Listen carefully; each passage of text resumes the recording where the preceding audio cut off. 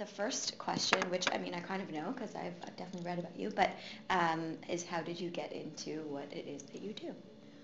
I was in between jobs, and I just started sending an email to two girlfriends, and it was an email to stay in touch, but in that email there were parts like, did you hear about Reese Witherspoon or whatever? And they started sending that email to their friends, and pretty soon my email list was hundreds of people long, and then thousands of people long, and then my mail server crashed. And this was, back in 2004, so blogging wasn't ubiquitous. I mean, nobody knew what blogging was back then. I know people, kids these days, you tell a 20-year-old that, and they're like, what?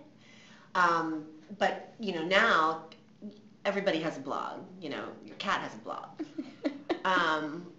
But back then it wasn't so prevalent, and so a friend of mine who's in tech was like, I'm just going to build you a blog, and I was like, okay.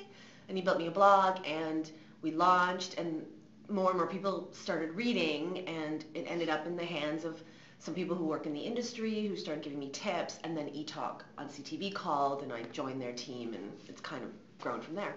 Awesome. Very cool. Very cool to hear how these things start. Like, yeah. Similar vibe, by the way. In between jobs, same sort of thing. Like, yeah. Were you always like a writer? Were you always into that kind of stuff? I don't think I was always. I wrote in university for history papers. Yeah. And I read a lot, but my ambition was never to be a writer. Okay. I think that that's it would be a daunting thing to say to yourself, and also it's kind of weird, like, it's a declaration that you think you're that good, right? And that makes me really uncomfortable. Okay. And in terms of like gossip and celebrity gossip, that's always been something you were obviously 100%. I grew up, the first people I was interested in entertainment were Chinese, because I grew up in a Chinese household, and I was obsessed with, Hong Kong soap operas. I was obsessed with Miss Hong Kong, like, I was 8 or not, like, growing up, and so, and Asia has a very fruitful gossip market. They love to gossip. So, that was the beginning, and then, of course, you move on, and I got into more Western stars as I went to school and had friends, and, Duran Duran and all that, and so pop culture has always been a big part of my life. Awesome. So this is not going to be the easiest question, but describe a day in your life, because I feel like people want to know like how you go through the process of collecting the information that you collect. Right. And maybe you can't divulge all your secrets. And then also just like, because I think at this point it's sort of like the gossiper has become the gossipy, like you're now a celebrity somewhat of like yourself. No, yeah, I'm not. A little bit, yes. I don't think so. So I'm curious, like how much of your day is like, promoting your own like career and sort of awesome status that you have, and then also like checking out the celebrity gossip. It's hard to sort of these days, no day has been the same because we've been traveling with this tour with Vitamin Water. Yeah. So those days are so different than a regular day. Right. But I wake up between 4 and 5 a.m. every day.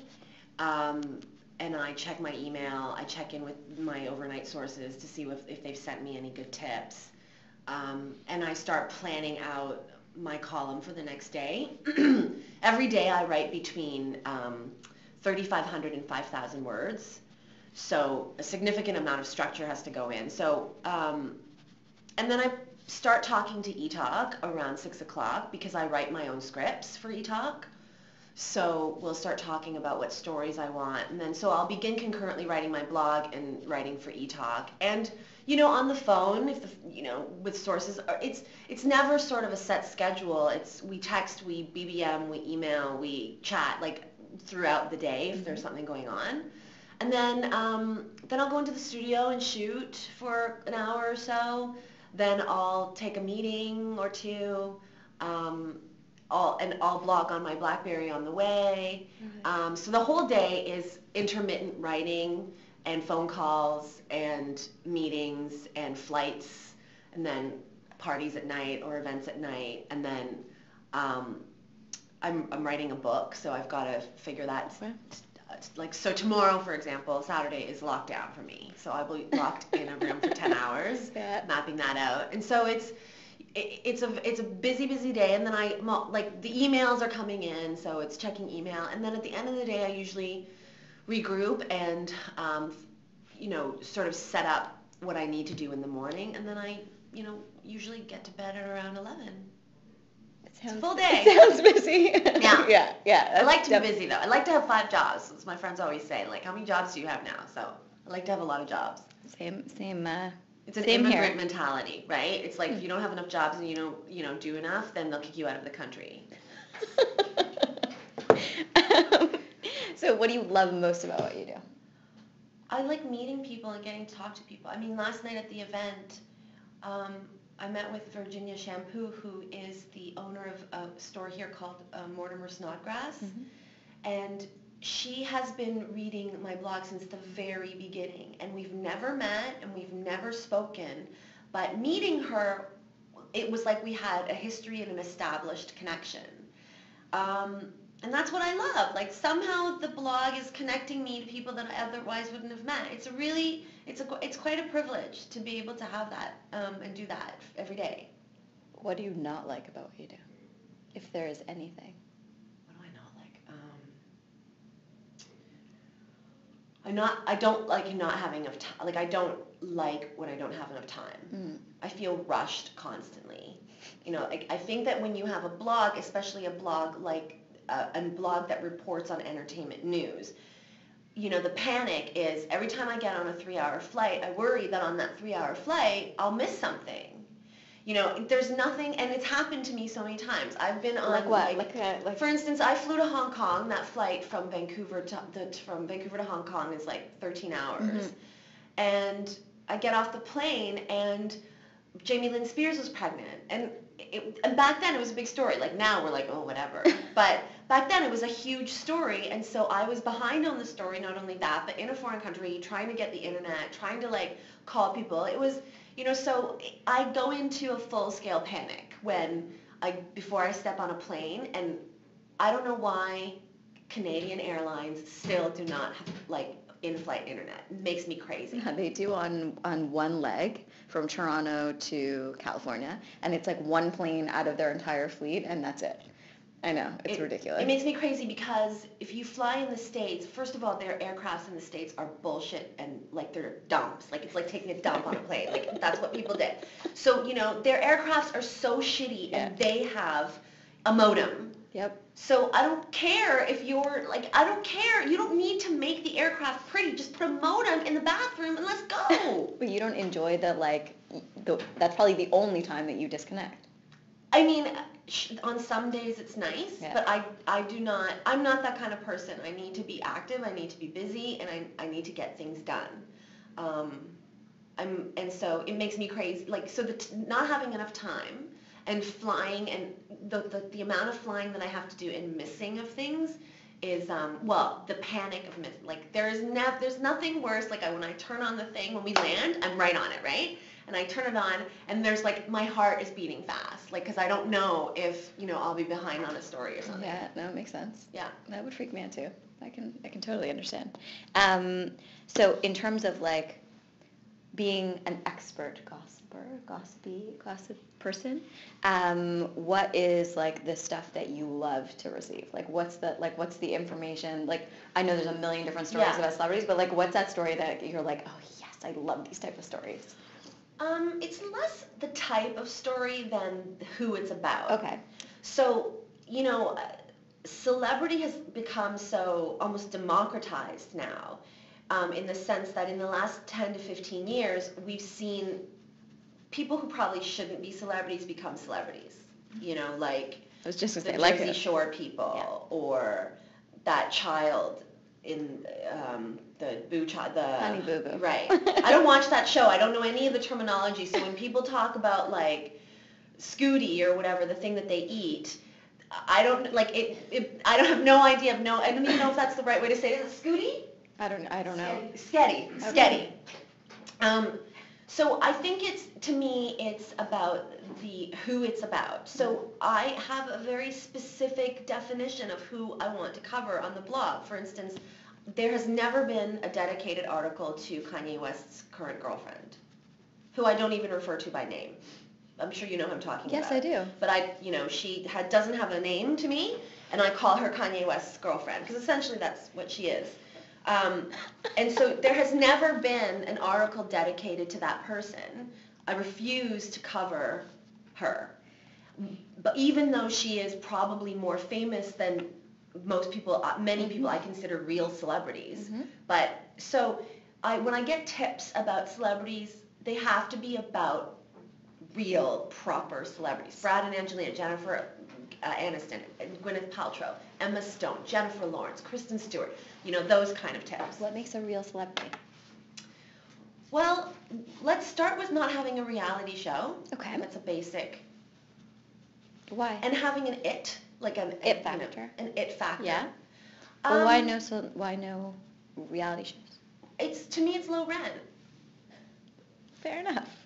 I mean, but it's appealing to somebody. Many. Yeah. I'm the minority. Yeah. It's appealing to many, many people. I just don't find that entertaining. If we have to be selective about it, to me, I'm trimming the trash from the kind of gossip I want to cover. And people disagree with it, but some people appreciate it. I think that many of the regulars who come to my site, appreciate that. I mean, it's not like you can't get news about Kanye West's girlfriend from Kanye West's girlfriend herself. Yeah, no, it's pretty easy. Yeah. Yes, I would agree with you. Yeah. So out of the it celebrities, the mega celebrities, who's your favorite? My all-time favorite celebrity is Gwyneth Paltrow. I'm obsessed with her. Why? I just, she is exactly. I don't believe that a celebrity should ever be your friend. And I don't believe that you should ever believe that celebrity would ever be your friend. What do you mean? Explain. You have friends, like your next door neighbors. You have friends already. Like celebrities are there to entertain you, but the whole notion of celebrity is elevation. And they have to be that extraordinary to be admired. And so Gwyneth it doesn't get any more exclusive than Gwyneth Paltrow. I mean, her godfather is Steven Spielberg. Her father was an Emmy-winning producer. Her mother on Broadway, New York and Los Angeles, white, tall, thin, well-bred, dated Brad Pitt, Ben Affleck, and is married to a rock star. I mean, it's perfect. It is every box you can check for achievement in celebrity, she's done.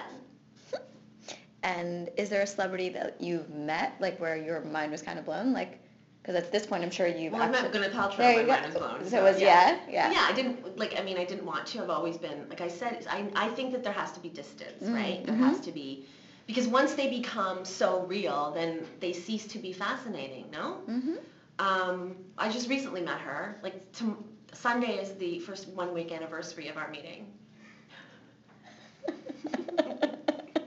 What was that like? Awesome. Describe it. Great. She was exactly what she should have. She was. She was patronizing. She definitely allowed me to be awed by her, and I was grateful for having that permission. And then at the very end, she didn't want to shake my hand because she was like, "I just got my nails done," which was the best, most hilarious encounter you can have. Yeah. Yeah. I actually saw her in a restaurant once with her husband. Yeah. And it was these two tall, perfect people. Yeah. It was unbelievable. And they were sitting there eating stone crab or whatever, Yeah. and I was just they're living their perfect life, eating their perfect meal. Most of them are so ordinary. Yeah. The ones that are very, very special, literally, to use a cliche, light up a room. Jennifer Lopez, when she walks into a room, things start to vibrate. But, for instance, I don't know, Jessica Alba walks into a room and, I could fall asleep. Right? So there's definitely an it with someone like Jennifer Lopez. Do you think all that stuff is what translates, or people are just packaged really well? You know what I mean? Jessica Alba, do you think that her ho-humness in person translates to her? I think it's pretty, name the last Jessica Alba movie. The one with the 4 superheroes? I don't know. You can't even, and that was almost 10 years ago. Right. The point is that, she's ho-hum, and she's not getting that much work. Right, yeah. So, yes, I think it evens out eventually.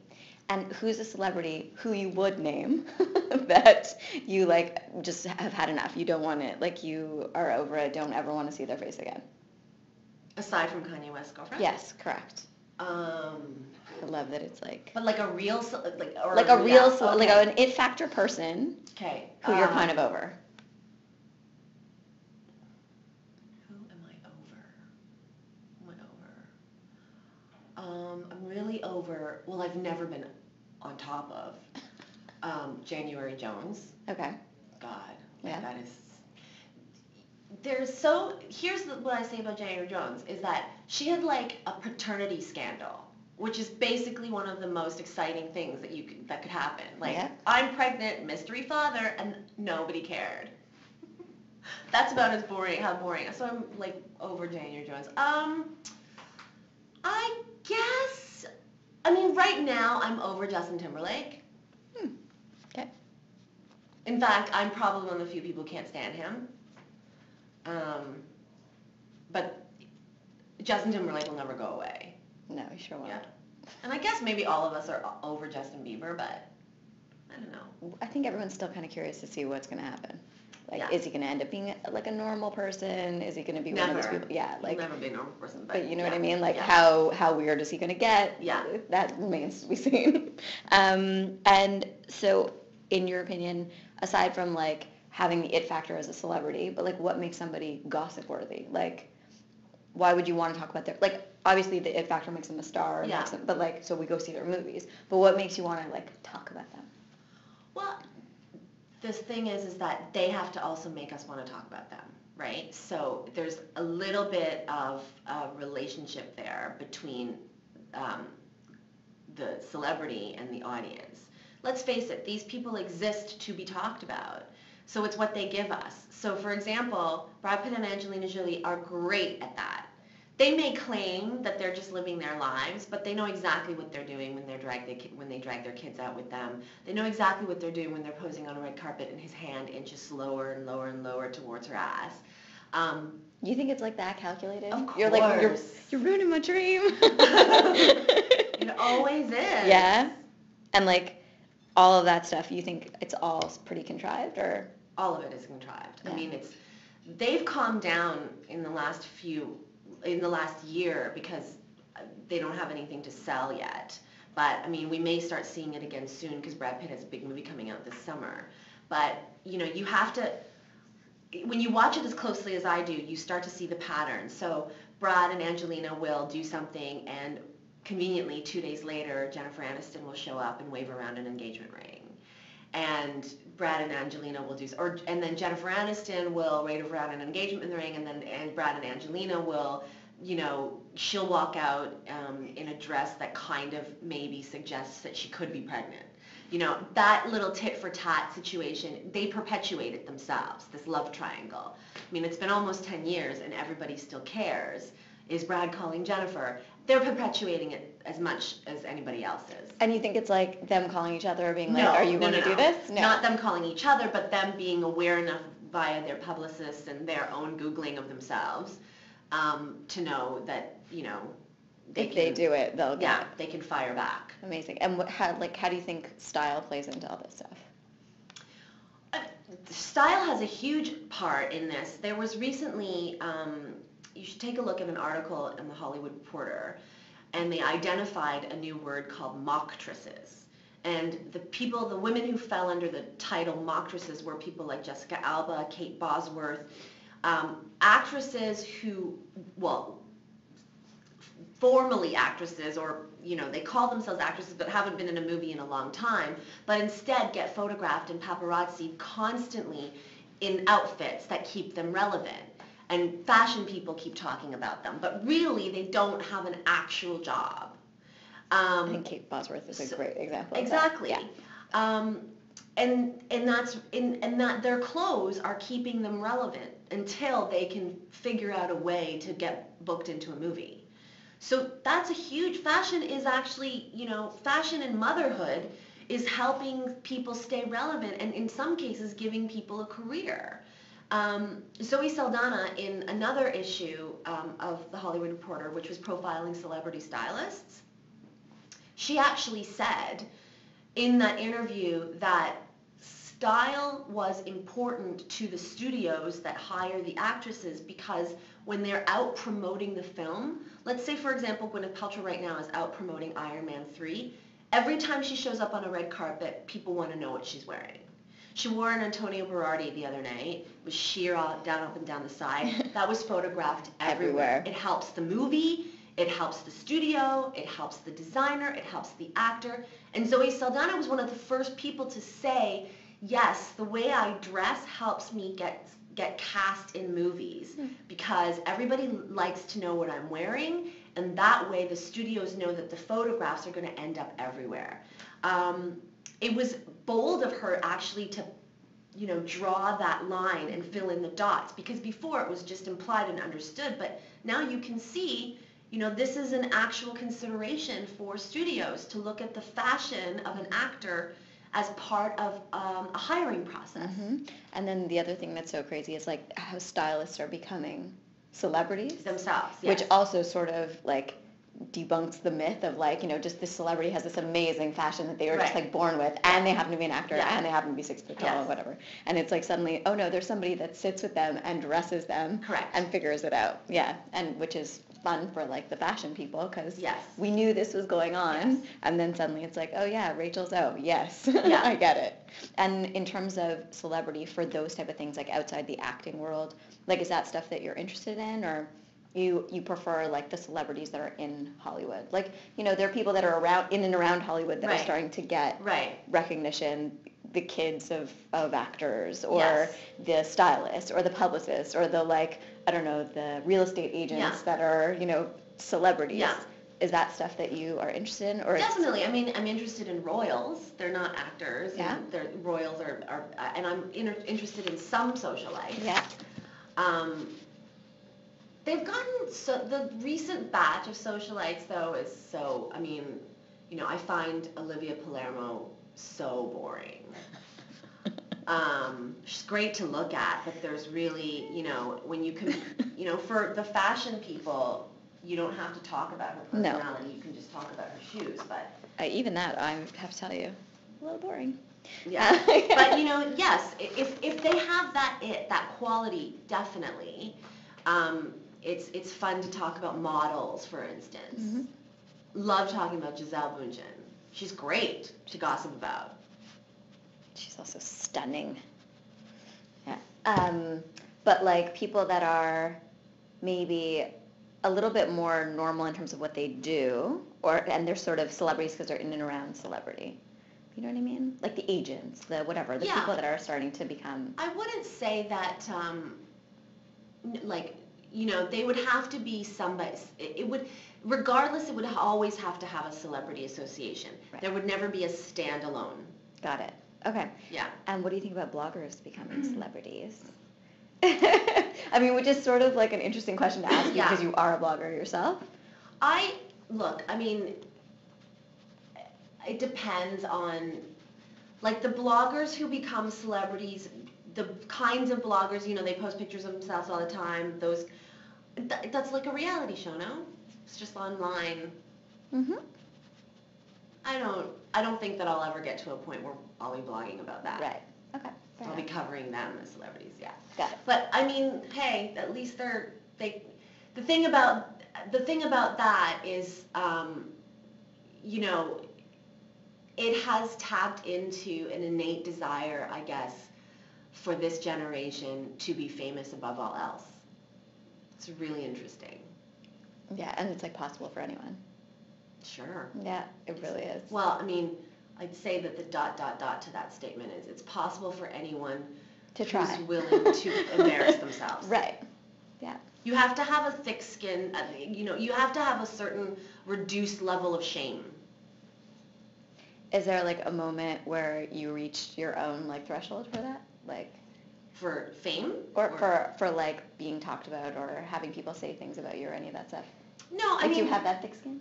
I do. Yeah. But when people don't necessarily talk about me because the discussion topic on my blog is never me. Right. It's always, so when they say bad things about me, it's always in relation to, you're such a cunt because you are so cunty to Kristen Stewart. You know, like, Right. it's very specific. And if that, or how can you say that she looks bad when you're fat? So it's always related back to the celebrity, right? Mm-hmm. And you have to me, it's you have to run with that. Like, if I'm putting out my opinion on Kristen Stewart out there, I have to be able to eat it myself. Yeah. So I'm cool with that. I've gotten enough death threats to make me feel almost numb to them. Awesome. Yeah. That sounds great.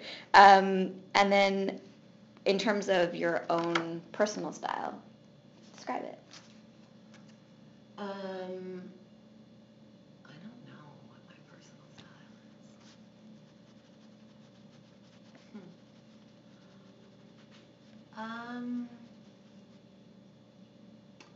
Lately, in the last year, I have been joking around with my husband that I dress like a lesbian. So, I've been like a lot of Oxfords and like rolled up baggy pants, and high collars. I would say that I don't like to look sexy. So if the way to turn me off of an outfit is to say to me, "Oh, you look sexy in that," I'll take it off. Really? Yeah. Interesting. What's like your favorite, like I have like a go-to, I'm wearing it currently, but I have a go-to tank top. It's like a black silk tank top. Yeah. I wear it under everything. Right. It's my go-to piece. I wear it all the time. Yeah. My go-to piece. Yeah, like what's that, like the piece that like you're like, feel good in it, but it feels super comfortable. Like I know I'll be all right. You know what? It's a pair of shoes. What shoes? Dries Van Noten. Mm-hmm. They're upstairs. Maybe I should have worn them for you. They're a pair of Dries Van Noten Oxfords that I wear everywhere because I love them and because I got them sold at this awesome place in Vancouver, but also because I love getting a great cost per wear out of a pair of shoes. If you spend, $1,500 on a pair of shoes, but you wear them like 80 times, it's like they're free. I literally just wrote about that, I swear to God. Right? Yes, I call it the cost, CPW. 100%. Yeah. Cost per wear. Yeah. You do the calculation, and every time you wear it, you're like, the that price just pair went of down. shoes has yielded the best CPW for me because I literally wear them everywhere because they're low enough. Like there are shoes that you spend, these were not cheap and you can't wear them everywhere because they would kill you. But those Oxfords, go to. Yeah. And you still feel chic in them. Very. And I love that, like I don't think I'll ever see anybody else with them. They're pretty hard to find. And yeah. I love them so much. I will be so sad if they ever die. You need a backup pair. I should have bought 2 pairs. By the way, the backup pair is key. Because I'll wear them forever. Like I really would. Anyway, but the CPW on those is like, I think right now I've gotten it down to, I'm sure, 10 cents. Amazing. And by the way, I have 3 of the tank top. Because I wear it so often. Yeah. You need the backup. Yeah. Backup's key. And then in terms of beauty, is there like a beauty product that you are obsessed with, can't live without, need, must have? I can't live without Dermalogica's microfoliant. Oh, tell me about that. It's like a powder, and when it goes on your face, it's like flour, but it's such a gentle exfoliant that you can use it every day, and I'm obsessed with it, and like I don't feel like it's right. My face is right unless I've used it. Is there like a beauty trend that you love right now, or like something that you're dying to try, or something that you've seen lately that's been amazing? Well, I have to say that I've always been into braids, for years, and it's making me really sad that braids are really like people are really into it because I wanted braids to be my thing. It's kind of a broad thing to own, but yes. Yeah, I can see that. Okay, yeah. And is there a fashion trend that you've seen that you've absolutely hated? By the way, I like asking you the hate questions because you're hilarious when you answer those questions. What fashion? Oh, I hate the fashion trend right now with those pointy nails. It's gross. Talons? Yeah. Yeah. Well, to me, it's just, how do you do anything? It's very funny. A manicurist did my nails the other day, this crazy blue nail polish, and she was doing it with those pointy nails. And I was like, I don't even understand how you are a manicurist doing a manicure. Like, how can you be precise with those, claws? But she managed. Okay, well, not to, it's even everyday things. Doing a manicure is a very specific task, right? It's typing. Typing, I don't know. But it's also, okay, I'm sorry to be gross, but think of going to the bathroom and wiping. Think of the pressure you put on certain areas of your body. What would how do you wipe your ass with nails like that? Maybe we have to talk about how you wipe your ass. I don't know. With your nails? Yeah, I don't know. No, but okay, so let's say the tissue's here. Yes. You're putting pressure, the tissue. Yes. So it's close to this area. I think you learned to arch your fingers really well, maybe? I don't know. But this is, but on a practical level, for practical everyday activities, it's completely bizarre to me how that people work. I also think it's like an accident waiting to happen. Like, you're going to shake someone's hand and injure them. You're going to touch a baby and hurt them. No, but all the shit that's breeding in there, too. You have that much more real estate to grow shit in there. That's, not so great. Yeah. Again, I would say that's a beauty trend. Is there a fashion trend that you hate? Oh, fashion trend. Yeah. Fashion trend. What have people been wearing? Lately on my blog, I haven't seen a pair of shoes I've liked in a long time. I think there's a shoe drought right now. I have a lot of shoe hate right now. Okay. With the exception of white pumps. But white pumps have to be pointy-toed. To me, white pumps can't be round-toed. Why? Think of the aesthetic. White pumps pointy-toed are kind of badass and sassy. As soon as you round them, it becomes princess and sugar and prissy and gross, especially in white, that color. It may as well be pink. Right? If you're gonna go big, if you're gonna go for it, go big. And then in terms of a style that you love, is there something that you're? And so I love the white pump trend. Right. I love the floral explosion that's taken over the last 2 years. I wonder if it's gonna die. I worry that it might die because I really like it. Can't tell. And I love a Peter Pan collar. And I don't know if that's gonna die. And I love capes. Totally. I think it should be okay for non-celebrities to just show up in a cape. I think it is fabulous. It's kind of extra, you know what I mean? It's kind of, it's the most extra. Right, but I really wish it could be okay for a regular person to show up in a cape, because I just think that I would just wear a cape all the time if I could. And you're talking like a capelet or something, not like a Superman cape. Yeah, I'm talking a capelet, but even Gwyneth Paltrow's cape, Tom Ford cape at the Oscars a year ago.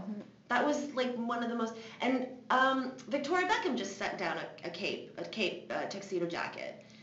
Sick jacket. It's the sickest jacket, and it looked great on Carey Mulligan, with the arms coming out. But look, if I showed up to a business meeting wearing that, it would be a little extra. Yeah. I'm okay with a little extra. That's kind of what I do. But yes, I can totally see what you're saying. Yeah. Although I love that jacket and I would wear it. It's a great jacket. It's a fabulous jacket. It is really a fabulous jacket. That's actually an interesting segue into celebrities that become something else. What do you think? Like Victoria Beckham becoming a fashion designer, or I can't believe it. I still sometimes can't believe it that she did it so well, because first of all, I feel like, how come no one ever talks about the fact she ripped off Roland Murray anymore? Celebrities, that's all about celebrity branding, right? They're all doing it now. Yeah. They're all sort of going into lifestyle. Yeah. Gwyneth Paltrow now writes cookbooks, and Jessica Alba talks about diapers, and Reese Witherspoon or Drew Barrymore is a wine and makeup person.